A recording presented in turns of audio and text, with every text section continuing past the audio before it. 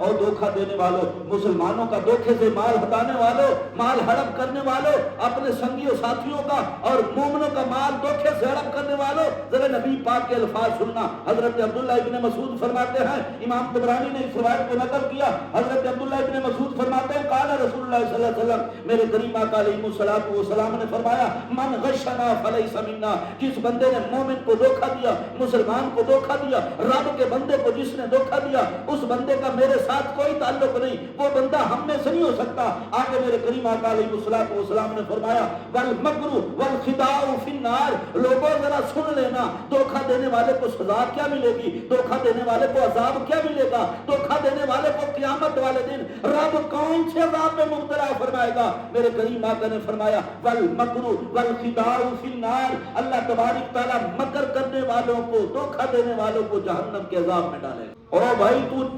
دھوکہ دے کے اپنا مال تو بیچ لے گا، دھوکہ دے کے اپنے بچوں کا پیٹ تو پال لے گا، پتا جہنم میں جانا منظور ہے؟ سامعین محترم، جتنی شدید قسم کی سردی ہو، برف باری پڑ رہی ہو، سامعین محترم اتنی برف باری ہو کہ بندے کا خون بھی ساتھ چھوڑ جائے،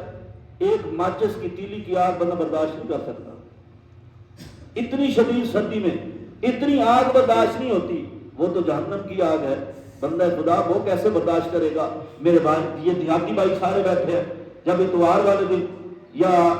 کسی بھی منڈی پہ آپ جاتے ہیں، سامعین محترم میلہ لگتا ہے، منڈی لگتی ہے، آپ جانور لے کے جاتے ہیں، پہاڑوں لے کے جاتے ہیں، تو ہم کیا کرتے ہیں؟ دودھ والے جانور کا 5 دن دودھ ہی نہیں نکالتے، اس نے شنا ڈونگنا ہی نہیں، اس نے ڈونگنا ہی نہیں، اتنے مان کے منڈی تے کیا کھڑے اے شنا ایک ٹائم دا 10 کلو 15 کلو 20 کلو دودھ لے دے اور نال لنڈی قسم چاہ دے ہوئی اور 3-4 بندے نو گناواں فضا کے انہوں نے نال گھین مجنا اور دلے بڑھ کے ویلے نہیں تھوں انہوں نے دلال آ دے ہو نا، سوری میں معافی میں دلہ آ گیا ہوں، تو دلے تھوڑی لفظ میں دلال ہے، تو ایسے دلوں کو نال لے جاتے ہیں اور ادھر جا کے بھائی ہاں جی کوئی گاہک لگے نا شنا ہوں، اگر استاد آ گئے نا بھنوں واسطے تو اس نے استاد جی قسمیں 20 کلو دودھ لے دی ڈٹھائی تھان بھرے کلو تنے سے اس زمانے ڈٹھائی دودھ نے بھرا کرو تے استاد جی فائنل ریٹ آخری ریٹ اس تو نہ وعد نہ گھٹ، اس تو گھٹ تو ہو ہی نہیں سکتا نا جی، یہ ₹1,00,000 کی گاہ ہے تے پر وہ جڑا دلہ گھڑ کے وے دلہ جلدی میں 1,05,000 انہاں روندے یا نہیں ہوندا مرو کریں گے تو ہو دسو تو صحیح انہاں روندے یا نہیں ہوندا ہن وہ جڑا دلہ نال کی گن کے گئے اور جلدی جلدی بھاج کے آ گئے 1,05,000 میرا، حالانکہ اس گننی نہیں ہوندی وہ نال ملے ہوئے ہونے کوئی نہیں ملی گو جیاں ہو تے جیاں ہو اسے تے نال دے سارے بھائی میں نے 1,05,000 لگا دیا، ہوں میری جان لکھ دی ساندھی ہے اس 1,05,000 لا دیتے، ہوں میں آدھا شنا گاں تو چنی ہے نا جڑا 1,05,000 ہی لگ گئی ہے وہ تریجا دلہ بھج کے آوے 1,10,000 مسلمان بھائی نے پھساونا جو ہے 1,10,000 ہوں مولوی صاحب تے بھیڑ جا کے مولوی صاحب اوکھا سوکھا ٹھیک نہیں ادھار کی تو پن مانگ کے رہی 1,10,000 کی گاں جگی تھی جڑے گھر پینا آیا تے جو دوجی دی آڑے دودھ کٹو اس دے 1/2 کلو دودھ، ہوں دسو جی مولوی صاحب دا 1,10,000 کیتے ہائے